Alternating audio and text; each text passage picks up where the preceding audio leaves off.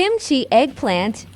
Hello guys! So ayan no, magluluto tayo ng eggplant kimchi. Wow. Ito ang ating mga ingredients guys. Ayan no, ating pampalasa.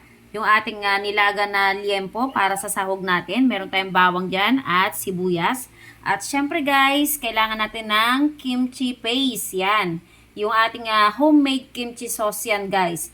Yan, kailangan natin ng leeks para sa ating pang-design. Mamaya pagpaluto na siya. Ito yung sabaw ng pinaglagaan ng ating pork liempo, no? Huwag natin itapon. Siyempre, pampalasa natin yan at pinakasabaw na rin natin, no?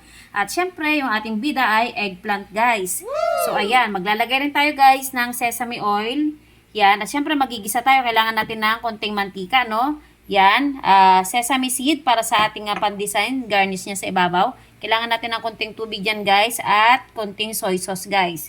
So, ayan ang ating mga ingredients para sa ating kimchi eggplant. Yan, lulutuin natin yan, guys. Yes! So, ayan guys, no, mainit na yung ating kawali. Maglagay na tayo ng kunting mantika para sa ating panggisa.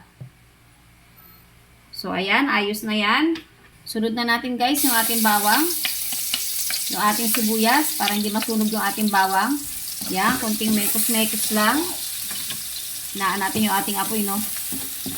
Yan, ang bango. Ito pa lang, sobrang bango na. Wow. At sunod natin guys yung ating pork liempo. Mekos-mekos lang natin yan ng bahagya. Sunod na natin yung ating kimchi sauce.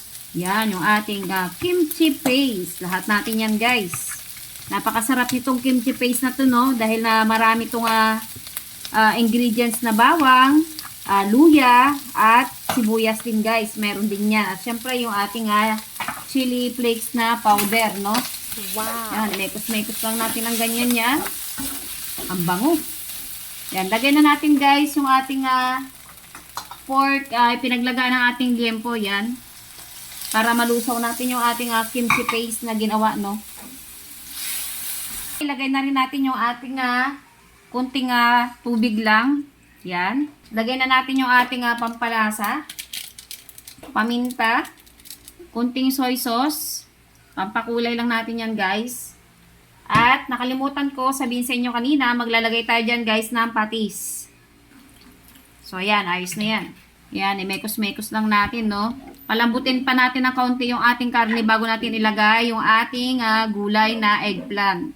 Kumukulo na, no, maglagay tayo ng kunting sugar para pambalance sa ating lasa. Yan, haluin lang natin ng kaunti. At syempre guys, ilagay na natin yung ating eggplant.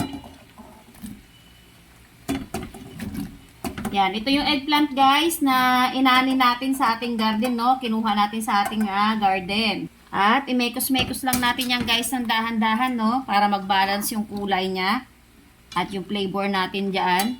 Masarap to guys. Bukod sa masarap na, healthy pa. Oh yes. Yan.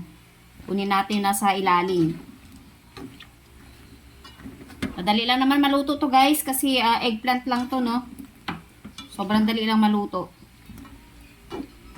So ayan guys, lutuin lang natin ng ilang minuto yan. Balikan natin mamaya. So ayan guys, no? Okay na yung ating kimchi eggplant, no? Lagay na natin yung ating leeks. At maglagay na rin tayo ng sesame oil guys. Yan. Pampabango yan. Pampasarap din. Oh, wow. Maglagay na rin tayo guys ng ating sesame seed. Yan. At mekos-mekos lang natin yan guys. Turn off na natin yung ating gas stove. So ayan, napakabango.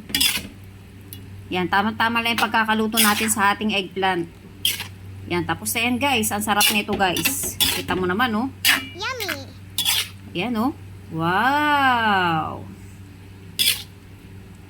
At yan lamang guys. Thank you for watching and bye-bye.